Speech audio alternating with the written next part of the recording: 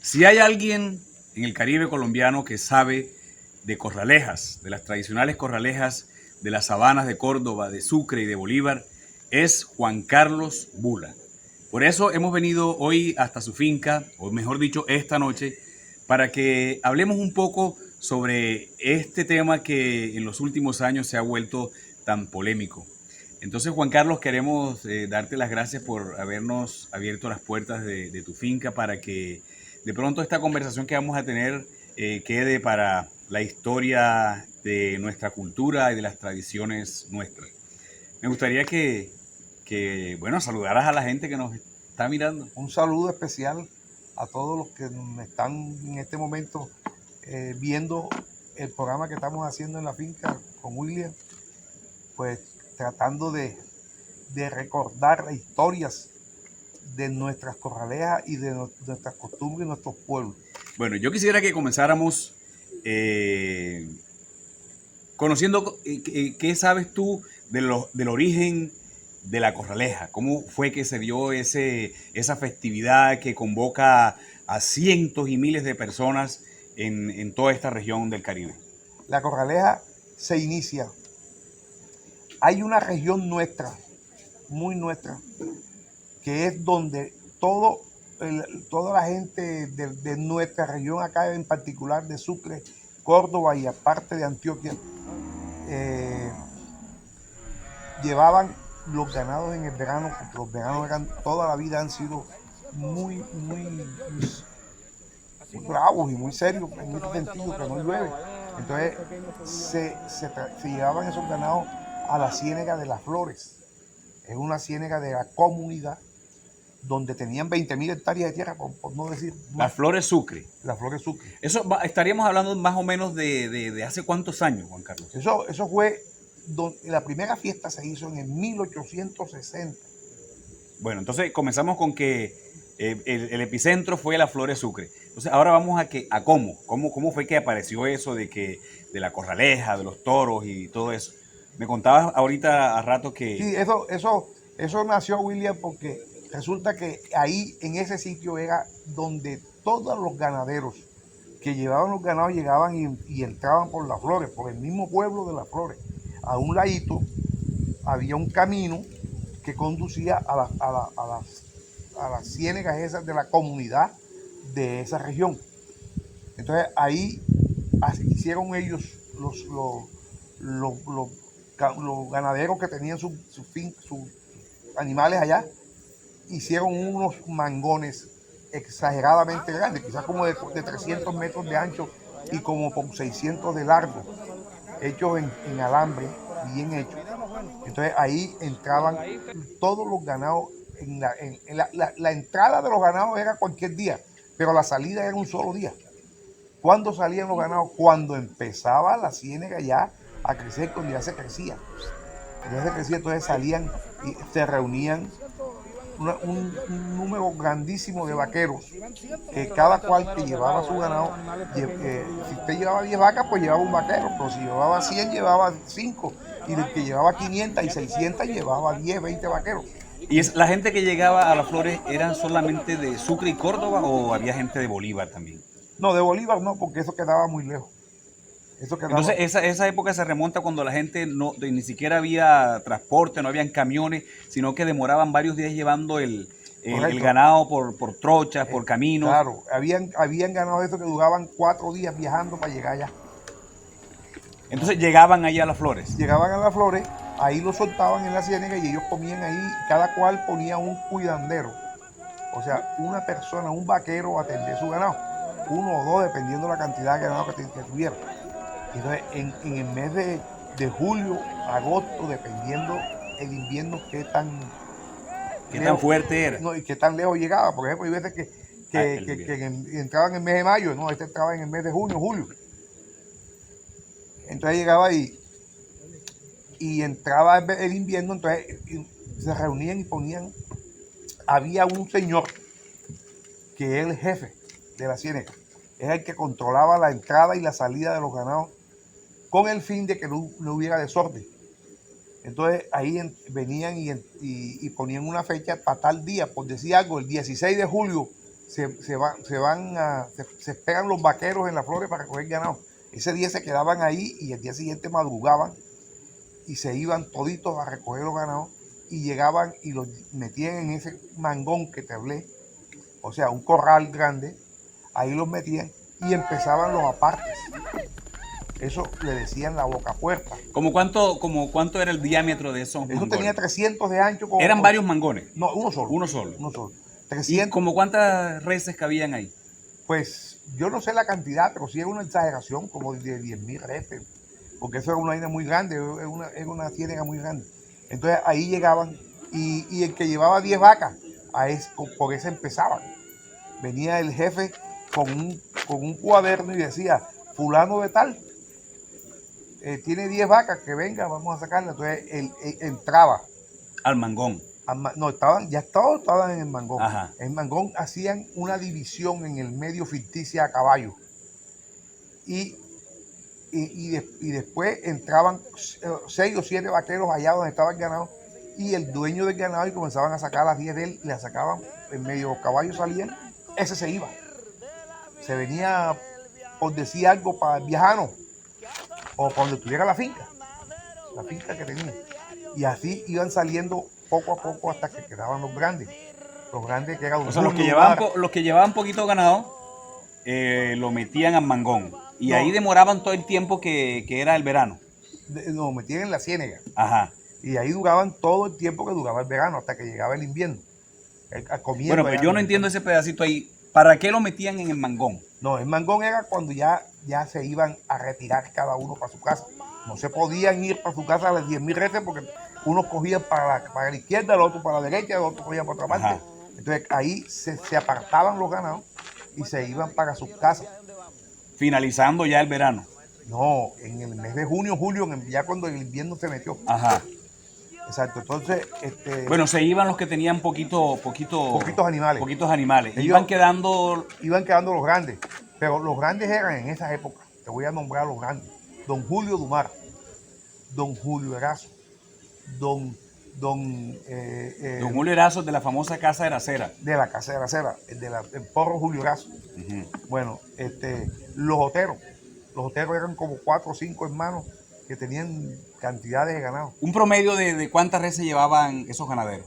Esos eran los grandes. Ajá. Esos tipos llevaban 1.500 o 1.800, pero venían los ganaderos, los chiquiticos ya salieron, pero venían unos que venían de 100, 200, 300. Los bulas. Ajá. Los bulas eran como 4 o 5 y también iban allá. Entonces, una cantidad de gente que llegaba a esa ciénaga, pero ya ellos iban viniendo cuando ya quedaban los ganados bastantes, los ganados de la Casa Rica, comenzaban, vamos a sacar de Don Julio Dumar, eran 1.000 reses, imagínate tú. Pero eso era muy fácil, porque como en cualquier parte donde pegara la red, encontraba para dónde pasarse, porque era la cerca de caballo, no, el caballo no tenía sino que abrirse para que pasara. Bueno, entonces llegaban ahí y se quedaban los ganaderos de bastante ganado. Entonces, ¿cómo empezó a aparecer eso de la fiesta en Corraleja? Bueno, entonces cuando ya quedaban los lotes de ganado grande, empezaban a salir ahí en el mismo mangón. Decía el toro bravo, que era bravo, decía ahí porque se salía. Entonces se lo sacaban y lo garrochaban, lo toreaban. Pancho, pero ahí habían vacas y habían toros. Habían vacas, habían toros, habían terneros, había de todo. ¿Y todo eso lo jugaban? No. ¿Cómo fue eso? ¿Cómo fue eso? O las vacas que juegan muy bravas, las jugaban. ¿Y quiénes se quedaban a jugar ahí? Los vaqueros. Los vaqueros. Los vaqueros, ahí los que toreaban. Y los que garrochaban eran los vaqueros de las casas. Entonces, ¿qué pasaba? Que había un contrapunteo entre los vaqueros de las casas. Por ejemplo, la casa de Humera tenía a Julio Calle. La casa de la Cera tenía a Yuyu. Entonces, esos eran los famosos y los dueños se aclamaban en un parquito que estaban afamando sus vaqueros. Ah, ya, entonces en el ruedo estaban los vaqueros y los dueños del ganado se ubicaban en una parte. Habían unos palos de mango, Ajá. eso sí los conocí yo, y en esos palos de mango ahí hacían una troja. por no decir otra cosa, una troja que era de palo, y ahí se sentaban, ahí tomaban trago y ahí hacían era su fiesta. Eso, Y todo improvisado, todo. los toreros. Las mesas de frito, los carros de guarapo, los tanques de guarapo, una llanera, pero una llanera no como la llanera que conocemos nosotros, sino bajo de un palo. Un asado ahí improvisado. Un asado ahí bajo un palo.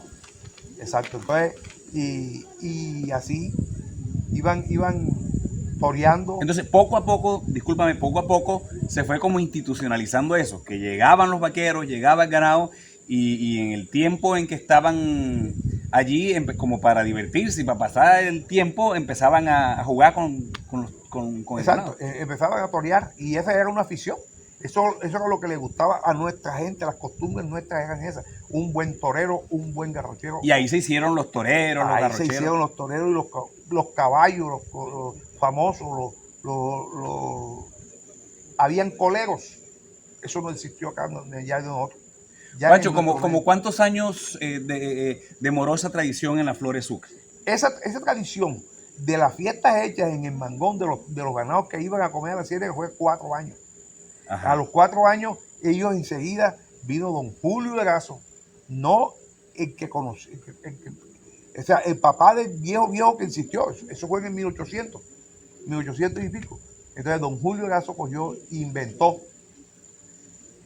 A mí me echaban la historia, un pariente de él ya viejo, que se llamaba Raúl Emilio Erazo, me decía que ahí en Las Flores, para el lado de la sabana, había un callo de guaudua. Y allá iban la gente a cortar las guaudas para hacer la corraleja, la hacían pueblo. Hacían la corraleja de guaudua y por la orilla hacían unos panquitos, hechos muy inventadongos ahí. Entonces hacían los panquitos y ahí hacían las corralejas. Y ahí empezó la corraleja en Las Flores. Bueno, entonces, ¿cómo sale esa costumbre y se mueve luego a otros pueblos de la Sabana, de Sucre, de Córdoba y se institucionaliza en Sincelejo? Bueno, entonces resulta que esa fiesta la organizan ellos el 19 de enero, el 19 de marzo. El 19 de marzo hacen la fiesta en Las Flores. ¿Y cuántos días eran? Eran 4 días. Ajá. Y los toros eran de la ciénaga, de quien fuera. Allá no iban a pedirle toro a ninguno, sino que iba una cuadrilla de vaqueros que eran fiesteros, iban a la ciénaga y recogían los toros, juegan mansitos, juegan ariscos, pero ellos los llevaban allá. Esos toros salían de la plaza directo para la ciénaga.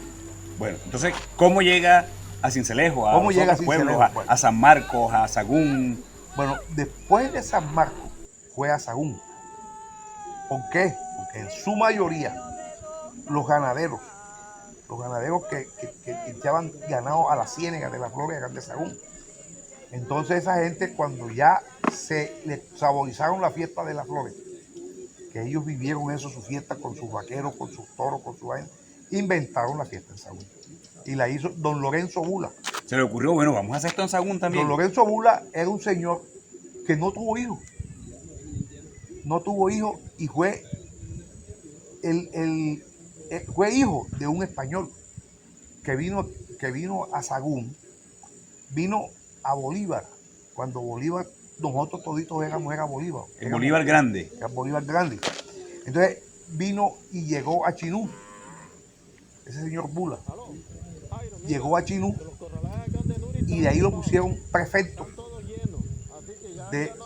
era como gobernador. Ajá. En esa época.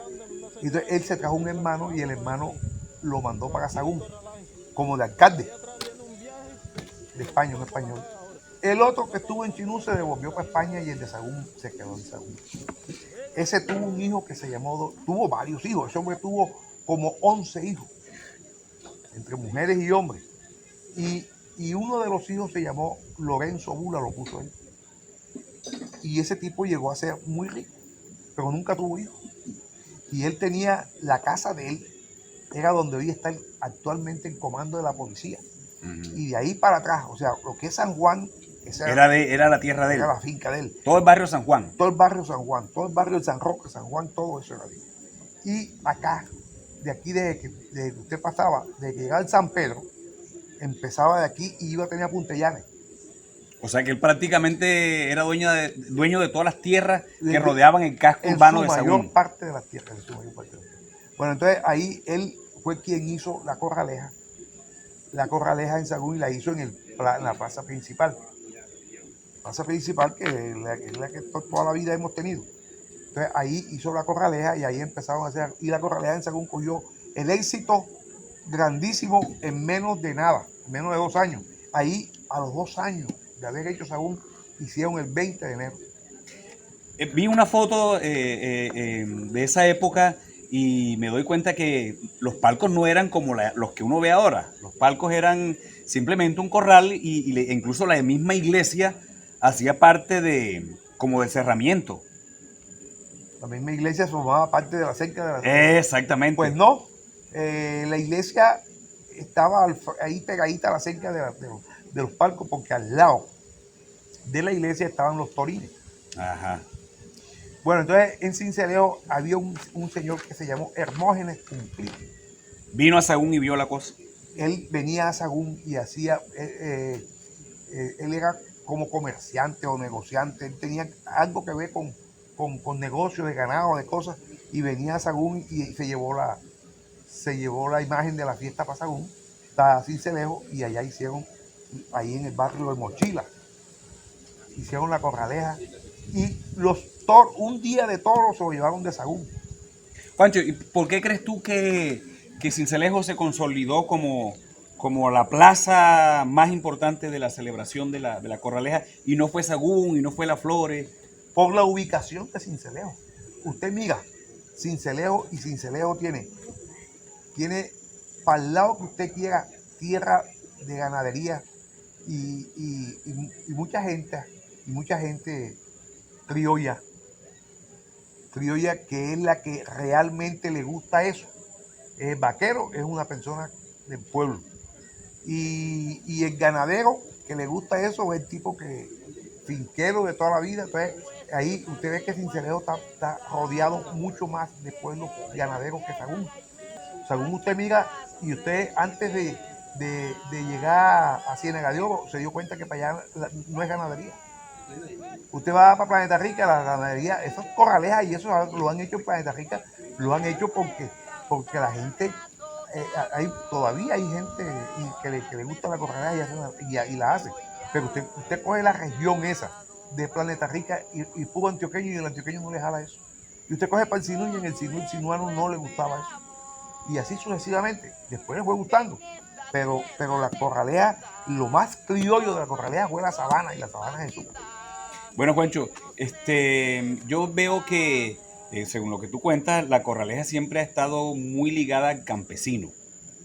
Entonces, ¿por qué crees tú que eso llegó a despertar tanta querencia, no solamente en los campesinos, sino en los ganaderos, en la gente de pronto de un estrato social más alto? ¿Por qué Bueno, tuvo tanta acogida? eso empieza por el campesino. Eso empieza por el campesino, porque el campesino era el que aprendía a torear, el campesino era el que aprendía a colear, el campesino era el que aprendía a garrochar, el campesino. Y cuando ellos saben el arte, cualquiera que sepa un arte se hace orgulloso de su conocimiento. No era común ver a un hijo de un ganadero metido en la corraleja. Porque no lo dejaban, primero no lo dejaban y no sabía hacer las faenas, no las sabía hacer. Y entonces quien sabía era el verdadero campesino. Y ahí empieza eso a coger fama. Podía ser muy pobre y muy lo que sea, pero si era un tipo que sabía hacer arte, era importante para nuestro medio. Bueno, y hay un tema que es de pronto como álgido, un tema que es como el dedo en la llaga y lo que tiene que ver con lo del maltrato animal. Entonces, pasaron los años y luego empezaron esta gente que tiene el movimiento de defensa de los animales y vino el problema de que fue bajando de pronto la manifestación cultural por ese ataque que se le tenía en esos momentos, porque antes no existía eso, de que defendieran a los animales. Entonces, ¿crees tú que eso ha influido para que de pronto en Sagún y en otras partes eso baje? ¿Y cómo será el futuro? ¿Será que eso volverá a ser? Bueno, lo que pasa es una cosa, William, que en nuestro medio siempre han sucedido esas cosas. Estos son temas. Estos temas que tú me estás hablando no son nuestros. Eso viene del interior del país, que toda la vida le ha tenido envidia al costeño por todas sus maravillas que tiene acá. Entonces, en todo eso a ellos, en el caso de la, el ataque animal, De maltrato del animal. maltrato animal, pues afecta también allá, que son las corridas, pero de paso nos llevan a nosotros, nos llevan a nosotros. Entonces eso no deberían cogerlo, Siendo algo que era más auténtico. que siendo mucho más tradicional y más auténtico. Y que acá el toro no se mataba. Y que acá el toro no se mata, deberían de atajarlo allá, que allá sí lo matan, acá no se mata. Es posible que nos quiten de pronto, nos pongan una caución, que nos pongan algo para que no maltratemos tanto el toro. Pero es que de pronto, Juancho, los ganaderos, los organizadores están muy pendientes del maltrato del animal cuando está ya en la corraleja, pero el público que entra a la corraleja es el que lo maltrata. Es el que lo maltrata. Exacto. Entonces, pero yo me pongo a pensar que no es tanto el maltrato, que le ponen un par de banderillas, pero un toro no se muere con un par de banderillas. Y también he visto que luego de que pasa la faena y le ponen las banderillas, se las quitan y hay un proceso de sanación, de curación. Entonces, Sí, en las mangas, apenas entró el toro, le sacan las banderillas y le echan yodo, le echan curagán, cualquier cosa para evitarle una infección para todo. bueno, tú fuiste Antibiótico. protagonista en los últimos años de la realización de las corralejas en Sagún. Eh, ¿qué enseñanza, qué satisfacción te dejó la organización? No solamente en Sagún, tengo entendido, sino que también organizaste en Sincelejo. ¿Cómo ves tú ese pasado de las corralejas al tiempo actual? Bueno, sí, eso es una buena pregunta. Resulta que los tiempos anteriores, las tradiciones eran mucho más bonitas, desde los fandangos hasta donde se termina la corraleja. Eran mucho más bonitas las tradiciones. Y se acostumbraba que en la época de corraleja, la gente, los vivientes, arreglaban su casita y se preparaban para invitar a comer a la gente. Y todo el mundo compraba la mejor Sí, pinta. todo el mundo compraba su mejor pinta y todo el mundo, y era, en todas partes había, así sea pasteles, o hacían arroz con cualquier cosa, pero había comida y había atención.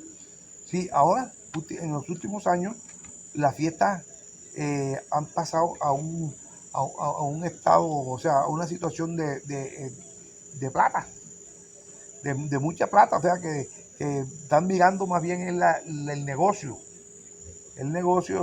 y todo el mundo monta un negocio en la casa. Bueno, hablando de lo económico, ¿quiénes se benefician, Juancho, con una fiesta en Corraleja? Bueno, lógicamente el ganadero le pagan su día de toro, los organizadores, pero ¿cómo de pronto se puede ver favorecida la economía de un pueblo, de un caserío, con la realización de una corraleja? Bueno, te voy a contar, William. Resulta que si tú te pones a mirar las cosas, en la mayor parte de los pueblos están con el negocio metido en la cabeza, cada cual que está pensando en la plata. Entonces, no buscan un día de toro por el precio que es para que le quede más plata, o sea, que lo buscan más barato. Y todo es así, sucesivamente, para que vaya quedando las utilidades para ellos disfrutar de su plata. Entonces, eso no lo veían antes. Antes todo lo regalaban ganaderos y el torero le regalaban la manta, que no era ninguna manta, era un sobrecama. Sí. Y así hacían las cosas, pues, la fiesta.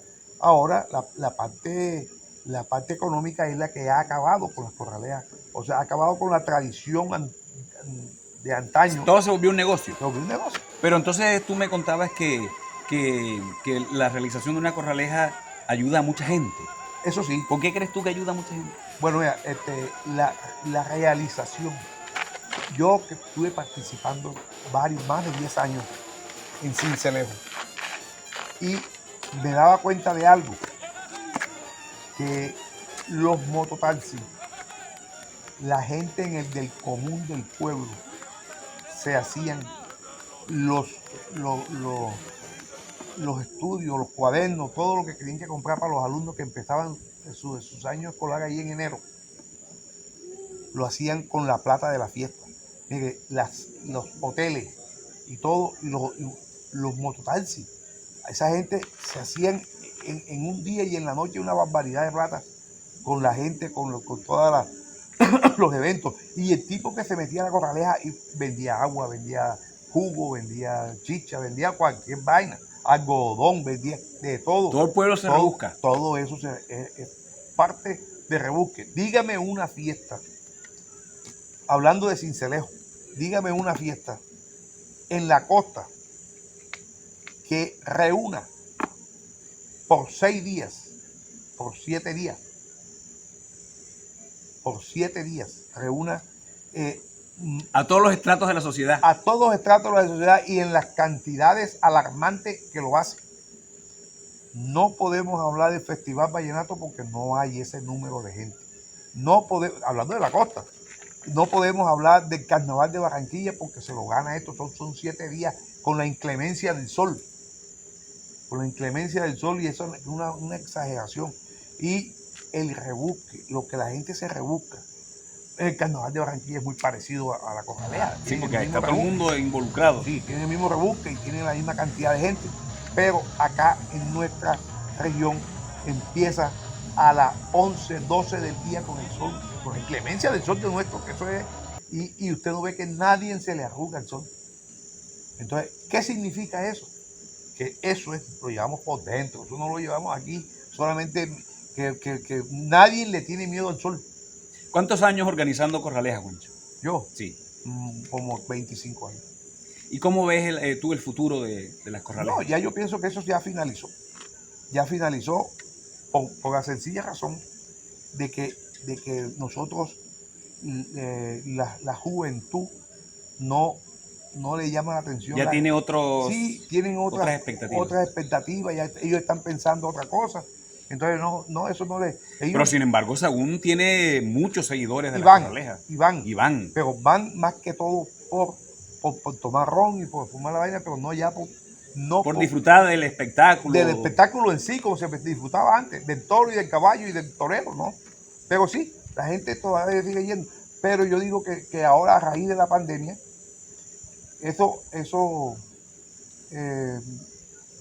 primero que todo, el toro bravo se ha acabado, que es la materia prima. No podemos hablar de fiestas sin toro. El toro bravo se ha acabado. Y lo otro es que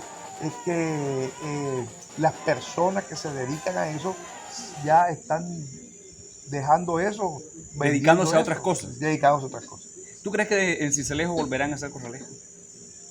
Pues en Sincelejo, como se pase la pandemia, no hay ninguna identidad que pueda identificar a Sincelejo que la corraleja. Una festividad que identifique a Sincelejo no la hay. No la hay. Ninguna fiesta que identifique la fiesta. Bueno, ¿y de qué dependería eso, Juancho? ¿O de quién dependería eso? ¿De los dirigentes? Sí, de los alcaldes. Porque es que ahora últimamente los alcaldes no han dado permiso. Cuando yo no veo el motivo de por qué no lo pueden hacer. Pero es que de pronto ellos pensarán en eso de que se meten en el lío con lo de la defensa del maltrato animal y todas esas cosas. No. Entonces, ¿de qué depende? No. Si nos ponemos a mirar eso, a mirarle a la gente del interior nuestro, ese problema O sea, es una cosa de convicción, de filosofía. Sí, por ejemplo, yo llego a ser alcalde de Sahagún y tú te me acercas a mí y me dices, William, yo quiero hacer la corraleja de Sahagún. De mí depende darte el permiso o no. Claro. Entonces, ¿qué tendría en cuenta yo para darte ese permiso? Primero, no sé, dime tú, ¿por qué yo como alcalde no te daría un permiso para que tú hagas una ¿Por corraleja? qué no me lo daría? Ajá, Bueno, hay tantas maneras. Y te voy a contar cuáles han sido los últimos problemas que han habido en Sagún. ajá. Los alcaldes no tienen problema de dar permisos, pero como todos los alcaldes tienen un jefe político. Y los jefes políticos son enemigos entre ellos. Y donde hay 3 o 4 jefes políticos en el pueblo. ¿Me entiendes? Entonces, el uno tiene todo y el otro no tiene. Entonces, el que no tiene, El que dice, no tiene, hagas corraleja. no, y si está de autorización de hacer la fiesta, no deja hacer la fiesta para que el otro no la haga. Mire, esos son los... O sea que antes de que político. pensar en la tradición, en las costumbres, en todo eso que significa o que rodea la corraleja, hay otras cosas. Hay otra cosa que de priman. política, que eso no tiene nada que ver con la tradición ni con la fiesta. Pero desgraciadamente este mundo es así. Y esto estamos así de esta forma. Pero... Bueno, Juancho, de todo eso que me has contado, lo más bonito que tú has aprendido de la organización de una corraleja, ¿qué ha sido? Hombre, yo te digo, William, lo más bonito de la organización de la corraleja es tratar de recuperar la tradición. De recuperar la tradición. Mira, es más, tú te pudiste dar cuenta que en las veces que yo organicé las corralejas en Sagún, traté de hacer los fandangos. Los fandangos está tan ligado a la corraleja como el toro. Igual. Entonces, los fandangos... Bueno, igual, esa fue una idea tuya y fue una idea maravillosa. Sí. Porque eso caló en todo el mundo y la gente No, y iba todos a los los fandangos en el Parque Central el 7 de diciembre y eso era todo el mundo ahí, lastimosamente. Bueno, pero yo pienso que de pronto podrían hacerse unas normas para la realización de las corralejas y que el fandango siga. Es posible, ojalá que no acabemos con el fandango, porque si nos ponemos nosotros, si la Casa de la Cultura de nuestro país o de nuestro departamento o donde le responda su forma de mandar, deberían buscar recuperar las tradiciones, y una de las tradiciones, la más grande de las tradiciones nuestras culturales de la sabana en la corraleja, sin lugar a dudas. Bueno, Juancho, yo creo que ha sido una conversación muy amena. Bula, tienes el apellido Bula, de la herencia de los que comenzaron con la organización, y yo creo que eso tú lo llevas en la sangre. Muchas gracias por aceptar esta invitación y bueno, ojalá las tradiciones vuelvan. William, gracias a ti. Y mira que esto yo quisiera que no solamente yo, sino todo el que tenga la idea de hablar de las corralejas y de todos estos eventos, lo hagan con el fin de que esto no se entierre tan rápido, que dure un tiempo más y que la juventud conozca, así sea de paso.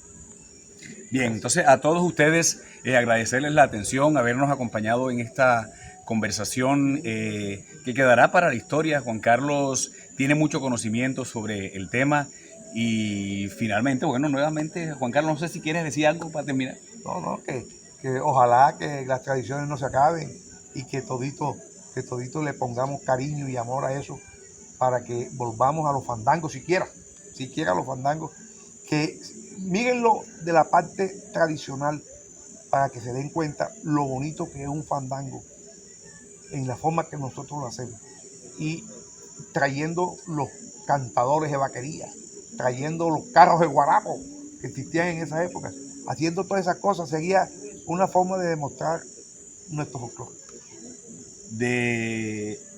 De fortalecer la identidad del pueblo, claro, y de que los jóvenes sepan cómo funcionaba todo eso. Bueno, muchísimas gracias.